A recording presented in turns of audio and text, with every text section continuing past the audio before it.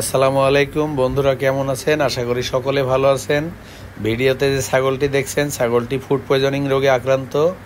তো আপনারা হয়তো অনেকেই জানেন না যে ফুড পয়জনিং রোগটি আমাদের থেকেই তৈরি হয়, অর্থাৎ আমাদের ছোটোখাটো ভুল থেকে আমাদের গরু ছাগল এই রোগটিতে আক্রান্ত হয়ে থাকে। হ্যাঁ দর্শক, ঠিকই শুনেছেন।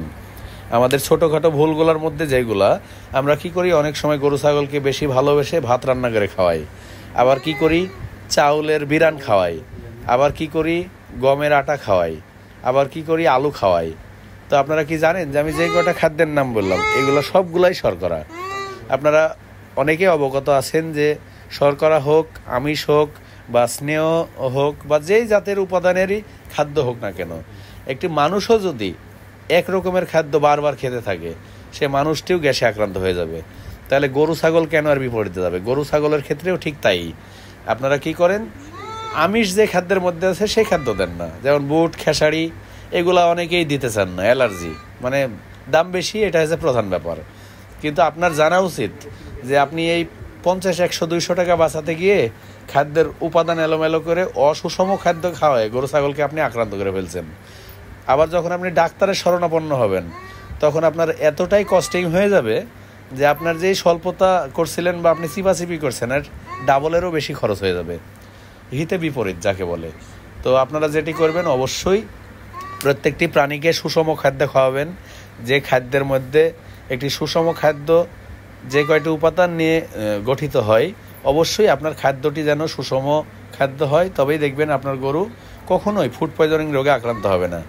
আমরা কি করি, অনেক সময় এই যে আমিষ না খাওয়ায় শর্করা বারবার খাওয়াইতেই থাকি, আবার কি করি গ্যাস করবে বলে সোডা খাওয়াই, আবার কি করি অ্যান্টাসিড প্লাস খাওয়াই। মানে ব্যাপারটা হয় এরকম যে আপনি নিমকি খাচ্ছেন পাশাপাশি সেকলো খাচ্ছেন। তা আমি মনে করি যে এইভাবে না খেয়ে আপনার নিমকিটাই বর্জন করা দরকার, তাহলে আপনার সেকলোর আর প্রয়োজন হবে না। কারণ আপনি যদি রেগুলার আপনার পাকস্থলীর জন্য সাপোর্ট নিতে থাকেন তো এক সময় আপনার পাকস্থলী অকেজো হয়ে যাবে। তদ্রূপ গরু ছাগলের ক্ষেত্রেও তাই। আপনি যদি বারবার সোডা খাওয়ান, বারবার গ্যাসের ওষুধ খাওয়ান, আবার বারবার একই সাথে শর্করা খাদ্য খাওয়ান, আপনার গরু কখনোই ফুড পয়জনিং রোগ থেকে মুক্ত হতে পারবে না, আপনি লিখে রাখেন। তো অনেকে মনে করে কি যে ভাত খাইলে পেট ভরে থাকে, গরু আর কিছু খাইতে চায় না, গরুর ভিতরে একটা আলাদা শান্তি বিরাজ করে। আরে ভাই, সেটা না। আপনি যখন বারবার শর্করা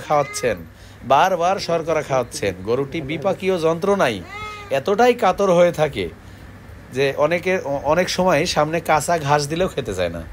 আপনারা কি মনে করেন যে খুদ খেয়ে একদম পেট ভরে গেছে বা গমের আটা খাওয়াইছি পেট ভারী হয়ে গেছে? এগুলো আপনাদের ভুল ধারণা। আপনারা ট্রাই করে দেখবেন, শুধু একরকম উপাদানের খাদ্য আপনারা খেয়ে দেখবেন, ভালো যদি থাকতে পারেন অবশ্যই আপনার গরু ছাগলও ভালো থাকবে। তো আপনাদেরকে অসংখ্য ধন্যবাদ। আপনারা আমাদের প্রত্যেকটি ভিডিও মনোযোগ সহকারে দেখেন, লাইক, কমেন্ট, শেয়ার করেন এবং প্রয়োজনে আমাদেরকে ইনবক্স করেন, গরু ছাগল সংক্রান্ত যে কোনো ব্যাপারে আলোচনা করেন। সত্যি আমরা দারুণভাবে উৎসাহিত হই এবং আমাদের খুব ভালো লাগে। আপনারা বারবার আমাদের ভিডিওতে লাইক, কমেন্ট করেন, আমরা এটাই চাই। আমাদের পাশে থাকেন এবং আমাদের জন্য সকলে দোয়া রাখবেন। আপনাদের সকলের জন্য দোয়া রইল আমার। সকলের সুস্বাস্থ্য কামনা করে শেষ করছি আমার ছোট্ট শটটি। আল্লাহ হাফেজ, ভালো থাকবেন সবাই।